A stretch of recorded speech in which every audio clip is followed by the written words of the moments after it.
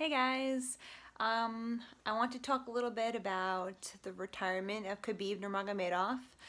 He won his UFC 254 fight this afternoon against Justin Gaethje, and pretty dominant performance by him. Second round submission, put him to sleep. It's a pretty amazing performance, and then a lot of people were thinking like what was going to come next, 29-0, he's going to fight to 30-0 and it's going to be awesome, and what's going to be next for him? He's going to fight Connor, he's going to fight GSP, what's going to be next? Surprised a lot of people by just taking his gloves off and leaving them in the octagon. He retired. He said that he made a promise to his mother that he wouldn't be fighting anymore. His father unexpectedly passed away this summer due to a heart problem and COVID, and it's been a very tough time for him, as expected. It would be for anybody, right? And he just, his father was a big part of his life. He was his coach. He taught him everything he knows, so he doesn't want to carry on and fight without him, which is understandable.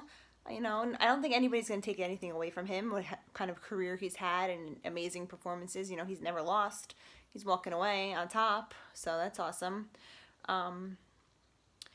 It leaves a little bit of like what's going to be happening next in the division, right? So you have a bunch of players at the top of the division that could be hopping into a title fight. We have the possible Conor McGregor versus Dustin Poirier fight that is supposed to be happening on January 23rd. So that fight is not exactly official from the UFC, but they're saying that that both parties have agreed and signed, and it's going to happen. So that fight possibly could be for the title.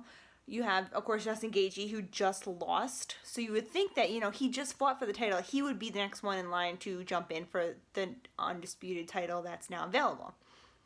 But who would he fight? He just beat Tony Ferguson. Would Tony Ferguson hop in again? Of course, there's Michael Chandler, who was going to be ready to hop into this fight. God forbid if something would happen to one of the fighters on the way to the octagon. So obviously the UFC is thinking that Michael Chandler is ready to hop in for a title. So would it be Michael Chandler versus Tony Ferguson possibly? That's another one. Honestly, I think that might be the fight that gets it instead of the Dustin Poirier-Conor fight. Then where does that leave Justin Gaethje? He can fight the winner of either one of those two, or he can fight somebody else waiting for the line. Maybe he'll fight Chandler if Tony Ferguson is unhappy with the way things are going, which kind of seems like he is. So those are a couple options. Dustin Poirier and Connor, I think possibly could get bumped to a title fight. They were talking about possibly fighting at 170.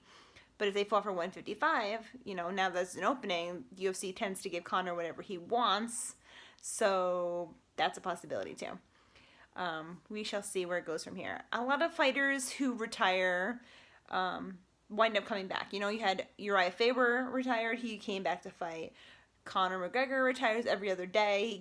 He came back to fight. People are always like saying they're retired and they're not coming back. With Khabib, I believe him that he's not going to come back and fight.